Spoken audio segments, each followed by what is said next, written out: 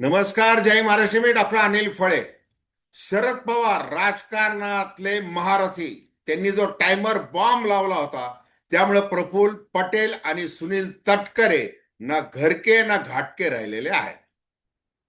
आता रोहित पवार यांनी अनेक बॉम्ब फोडले आणि त्यांनी आज जो बॉम्ब फोडलेला आहे की निवडणूक आयोगाला प्रफुल्ल पटेल यांनी दिलेलं ते पत्र की कार्याध्यक्षाला राष्ट्रीय अध्यक्षाचे अधिकार. त्यानंतर राष्ट्रीय अध्यक्षा म्हणून सुनेत्रा पवार यांनी 10 मार्च रोजी पत्र लिहिलं निवडणूक आयोगाला की 28 जानेवारी ते माझी निवड होईपर्यंत, म्हणजे 26 फेब्रुवारी पर्यंत जो काही पत्रव्यवहार करण्यात आलेला आहे तो ग्राह्य धरण्यात येऊ नये. आता शरद पवारांनी या पटेल आणि तटकरे या जोडीचा कसा कार्यक्रम केलेला आहे, त्यासाठी त्यांनी भाजपचं शीर्षस्थ नेतृत्व आणि इकडे राहुल गांधी, उद्धव ठाकरे यांना देखील आपल्या बाजूने कसं वळवलं. राज्यसभेवर ते खासदार म्हणून गेले आणि दुसरीकडे सुनेत्राताई पवार यांचा राष्ट्रवादी काँग्रेस हा पक्ष देखील आपल्या नियंत्रणातच राहील या दृष्टीने कशी खेळी केलेली आहे या संबंधी आपण थेट विश्लेषण करणार. दर्शकांना विनंती की चॅनल सबस्क्राईब करावं, सबस्क्राईबचं बटन दाबावं आणि आपली प्रतिक्रिया बिनधास्तपणे नोंदवावी. हे बघा, आज सुनील तटकरे सुनेत्राताई पवार यांच्याकडे याचना करत आहे की रुपाली चाकणकर यांना वाचवा, काहीही करून वाचवा. कारण की दोघांची जी बोट आहेत, आमच्या दोघांची बोट ही कार मध्ये जखमी झालेली आहेत. अनामिका करंगळीच्या शेजारचं बोट हे आमचं कारच्या दरवाजामध्ये अडकलेलं होतं, त्यामुळे ते झालेलं आहे. आता हे असं का सांगावं लागतंय सुनील तटकरे यांना? कारण की रोहित पवार यांनी सहयोग सोसायटी बारामतीची भिगवण परिसरातली आणि देवगिरी बंगला इकडं मलबार हिलवरचा इथं जी काळी जादू जी करण्यात आली होती त्या संबंधी उल्लेख केलेला आहे. जय पवार जो बोलू इच्छितो आपल्या पिताश्रींच्या निधनाच्या त्या घातपाताविषयी, परंतु त्याच्यावर दबाव आहे तटकरे आणि पटेलांचा, असं रोहित पवार म्हटलेलं आहे. आता एक लक्षात घ्या, पूर्ण घटनाक्रम आठवा. 28 जानेवारी या दिवशी महाराष्ट्रावर आभाळ कोसळलं. अजितदादा हे अपघातामध्ये की घातपातामुळे मृत्यू पावले. त्यानंतर लगेच 29 जानेवारीला चौकडीने बारामतीच्याच हॉटेलमध्ये बैठक घेतली आणि ठरवलं की आता पक्ष हा आपल्याच ताब्यात पाहिजे. सुनेत्राताई पवार यांना पुढे करून आपण वाटेल त्या पद्धतीने हा पक्ष पुढे न्यायचा आहे. आणि मग आपल्याला साथ कोणाची पाहिजे, तर ती भारतीय जनता पार्टीच्या नेत्यांची पाहिजे. मग मुख्यमंत्री देवेंद्र फडणवीस म्हणाले, काय म्हणाले ते, की अजितदादा हे माझे चांगले खास मित्र होते, त्यांनी मला हे एकत्रीकरण विलिनीकरणाबद्दल सांगितलं असतं, परंतु एकही शब्द ते मला बोललेले नाही. आणि मी मग इकडे दुसरीकडे काय आलं, सगळी ब्रिगेड जी शरद पवार, सुप्रियाताई सुळे यांना ट्रोल करायला लागली ते सगळं आठवा. त्यावेळेला ज्या वेळेला 31 जानेवारीला शपथविधी उपमुख्यमंत्री म्हणून करण्यात आला, त्यावेळेला शरद पवारांना पत्रकारांनी विचारलं की आता त्या शपथ घेत आहेत, तुमचं काय मत? त्यावेळेला त्यांनी अतिशय सूचक असं विधान केलं. काय विधान होतं ते, की हे बघा, तटकरे आणि पटेल यांनी त्यांच्या पक्षाचा निर्णय तो घेतला असेल तर तो तसा घेतलेला आहे, आणि सुनेत्राताई पवार या जर उपमुख्यमंत्री होत असेल तर मला आनंदच आहे, असं ते म्हटलं. त्याच्यानंतर त्यांनी विलिनीकरणाची चर्चा आमच्या दृष्टीने थांबवत आहोत असा संदेश जयंत पाटील यांच्या मुखातून द्यायला दिला. शशिकांत शिंदे यांनी देखील तो तसा दिला की ज्यांच्या बरोबर, ज्या अजितदादांबरोबर आमची चर्चा झाली होती तेच आता हयात नाही, त्यामुळे विलिनीकरण करायचं कशाला. मग हे तटकरे आणि पटेल यांना 2 गोटे स्वर्ग राहिला. त्यांनी ते पुढे करायला लागले सगळं जे.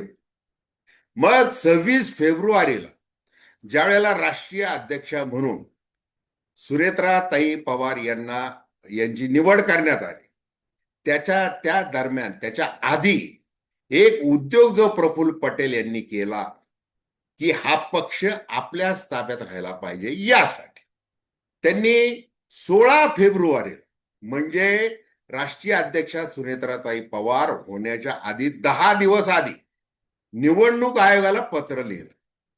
त्याच्यावर तटकरेंनी प्रदेशाध्यक्ष म्हणून सही केली आणि ते दुसरे ब्रिजमोहन श्रीवास्तव त्यांची एक त्याच्यावर स्वाक्षरी. त्या पत्रामध्ये काय म्हटलं होतं? त्या पत्रामध्ये असं म्हटलं होतं की आता कार्यकारी अध्यक्ष म्हणून हे सगळे जे अधिकार आहेत राष्ट्रीय अध्यक्षाचे ते प्रफुल्ल पटेल यांच्याकडे राहतील, असं ते पत्र.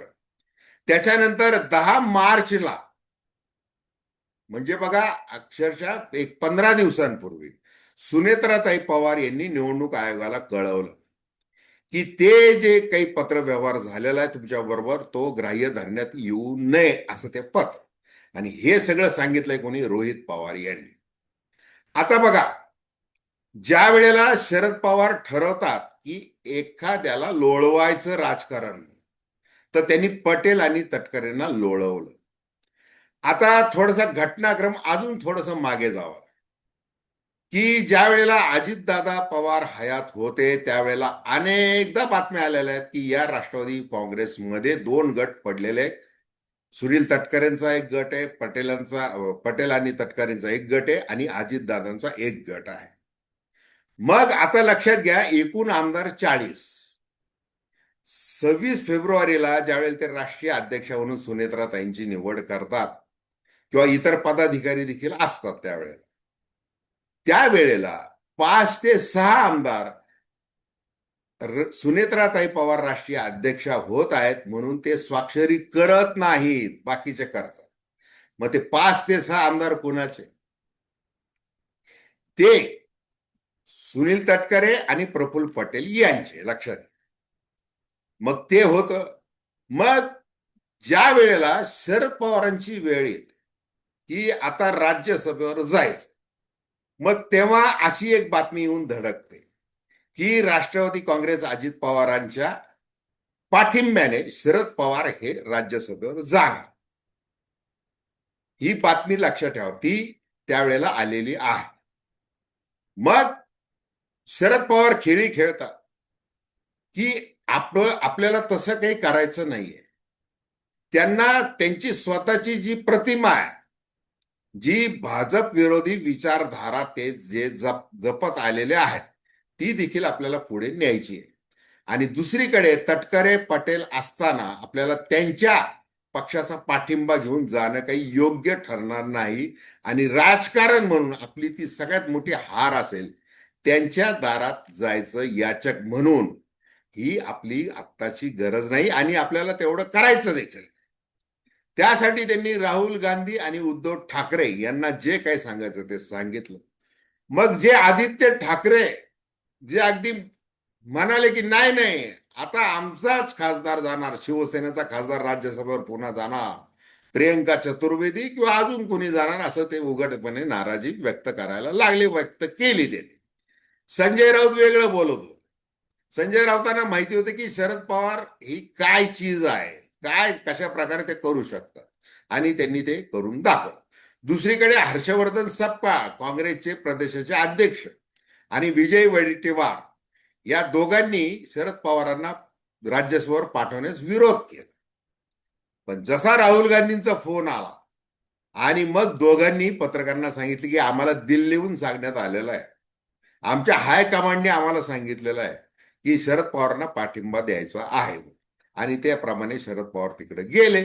काल परवा त्यांनी यशवंतराव चव्हाण सभागृहामध्ये सगळ्या त्या आमदारांना प्रीतीभोज देखील खाऊ घातलेला आहे शरद पवारांनी.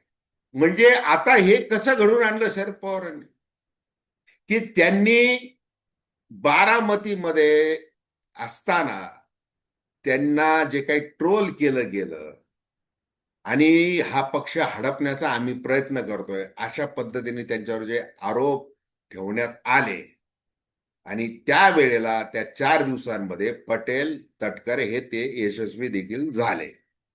त्यावेळेला शरद पवार बारामतीमधून बाहेर पडले दिल्लीला जाण्यासाठी आणि त्यांनी मुंबईला ते थांबले सिल्वर ओक. तिथे त्यांनी चर्चा केली गौतम अदानी यांच्यावर. 1.5 तास ती चर्चा झाली आणि ती जी भेट आहे ती अत्यंत महत्वाची. मग तिथून निरोप दिले गेले पंतप्रधान नरेंद्र मोदी असतील, अमित शहा असतील यांना, की बघा तुमचे राज्यातले नेते असतील, त्यांना स्वप्न असं पडलेलं आहे की आता विलिनीकरण वगैरे जे काय करायचं असेल तर आमच्या पद्धतीनेच ते करावं लागेल. आम्ही जे अटी टाकू त्या अटीवर करावं लागेल. आणि शरद पवारांना राज्यसभेचा खासदार असेल, बाकीचं काय असेल, सुप्रियाताई सुळे यांना मंत्रिपद असेल वगैरे वगैरे, काय ते सगळं आम्ही निर्णय घेऊ. मग हे ज्या वेळेला दिसलं तर ते मोदी आणि शहांच्या कानावर अदानींच्या मार्फत शरद पवारांनी टाकलं की आता या वेळेला आम्हाला सहकार्य करा, मला सहकार्य करा, जे आहे ते चालू द्या, जसं चाललंय ते चालू द्या. आणि या सगळ्या गदारोळामध्ये एक महत्वाची व्यक्ती एकही शब्द आता या क्षणापर्यंत बोललेली नाही, जी शरद पवारांच्या रणनीतीचा एक भाग म्हणून राजकारण खेळलेली आहे. आणि त्या व्यक्तीचं नाव आहे सुनेत्राताई पवार. एकही शब्द बोलल्यात, एकही प्रतिक्रिया दिली नाही. त्यांनी एवढंच सांगितलं राष्ट्रीय अध्यक्ष झाल्यानंतर, मी ज्या वादळाबरोबर संसार केला, मी सामाजिक राजकीय क्षेत्र जे अनुभवलेलं आहे त्या वादळाच्या माध्यमातून म्हणजे अजितदादांच्या माध्यमातून ते अनुभवलेलं आहे. एवढं मोजकं त्या बोलले. आता अजितदादांनी ज्या वेळेला हयात असताना त्यांनी तटकरे आणि पटेल कसा त्रास देत आहेत हे काही सांगितलं नसेल का सुनेत्राताईंना? हे लक्षात घ्या, 100%. आणि त्यांना ते सगळं माहिती. म्हणून ज्या वेळेला स्थानिक स्वराज्य संस्थांमध्ये जे निवडून आले, म्हणजे पुणे जिल्ह्यामध्ये असतील, पश्चिम महाराष्ट्रातले असतील, अगदी साताऱ्याचे सगळे घड्याळाच्या याच्यावर लढलेले, त्या सगळ्यांना सुनेत्राताई पवार भेटल्या आणि त्या सगळ्यांनी एकच सूर लावला. काय सूर लावला? की आम्ही तुतारीवर लढलो की घड्याळावर लढलो हे महत्वाचं नाही, आम्ही तुमच्या सोबत आहोत आणि राष्ट्रवादी काँग्रेस ही एकच आहे असं समजा. असं ते त्याच्या बातम्या तुम्ही पाहिलेल्या. मग जुन्नरचे माजी आमदार असतील, बेनके असतील, अमुक असतील, तमुक असतील, सगळे हे तुम्ही ऐकलेलं आहे. मग सुनेत्राताई पवार यांना सुरक्षित केलं कुणी केलं? तर ते शरद पवारांनी केलं राष्ट्रीय अध्यक्ष म्हणून, आणि नाही म्हणायला उपमुख्यमंत्री म्हणून देखील. हे लक्षात घ्या. त्यामुळं आता काय झालेलं आहे, सुनील तटकरे हे एक्सपोज झालेले आहेत, प्रफुल्ल पटेल एक्सपोज झालेले आहेत, म्हणजे ना घरके ना घाटके ते झालेलं आहे सगळं. त्याच्यानंतर त्यांना तसं देवेंद्र फडणवीस यांची साथ लाभली त्यावेळेला तात्कालिक, तशी पियुष गोयल मुंबईचे मंत्री, व्यापार मंत्री, त्यांनी वक्तव्य केलं होतं. जसं रोहित पवार म्हणाले की ते वक्तव्य त्यांनी केलेलं आहे की पटेल हे राष्ट्रीय अध्यक्ष, त्याप्रमाणे वगैरे ते नॅशनल प्रेसिडेंट वगैरे असा उल्लेख त्यांनी तर केला होता. हे सगळं धुळीत मिळवलं. हा सगळा प्लॅन भारतीय जनता पार्टी मधले काही विशिष्ट नेते, तटकरे आणि पटेल यांचा प्लॅन शरद पवारांनी धुळीस मिळवला, पद्धतशीरपणे मिळवला आणि दोन्ही राष्ट्रवादी काँग्रेस सुरक्षित ठेवल्या या दोघांपासून. असं हे सगळं चित्र आहे. आणि मग आता शरद पवार आज देखील बोललेले नाहीत, कालही बोललेले नाहीत आणि याच्यानंतर देखील ते बोलण्याची शक्यता कमी आहे. पण बोलायला कोणाला लावलंय त्यांनी? जसं सुनेत्राताई पवार यांना बारामतीमध्ये त्यांनी अनेकदा समजून सांगितलं, पार्थला समजावून सांगितलं की तुला राज्यसभेवर जायचंय, तुम्ही आता हे होत आहात. त्यामुळं त्याच्यानंतर अनेक बैठका झाल्यानंतर बारामतीमध्ये त्यांची तब्येत बिघडली शरद पवारांची. मग ते रुबी हॉस्पिटलला आले. तिथं 70 मिनिटे त्यांनी सुनेत्राताई, पार्थ आणि जय बरोबर चर्चा केली की तुम्ही कशा पद्धतीने काय केलं पाहिजे, कसं राहायला पाहिजे, काय की हे सगळं त्यांना कान मंत्र दिलं आणि त्याप्रमाणे ते राहिलेले आहेत आता या क्षणापर. तर आता हे जे काही चित्र आहे आणि मग रोहित पवार मात्र बोलत राहिले, त्यांना ती मुभा दिली होती की तू तू बोलत राहा, यांना एक्सपोज करत राहा, प्रत्यक्ष अप्रत्यक्ष थेट आजूबाजूने जेवढे वार करता येईल तेवढे करत राहा. आणि अगदीच हा घातपात नाहीये, हा अपघातच आहे. ज्या वेळेला थरथरत्या आवाजाने काळी चिरणारा तो शरद पवारांचा आवाज महाराष्ट्राने ऐकला, ते की ती लाखोंची गर्दी ती हिंसक होऊ नये, भावनेचा उद्रेक तिथं होऊ नये म्हणून बोलली होती, हे आज रोहित पवार सांगत होते. हे सगळं असं ते आहे.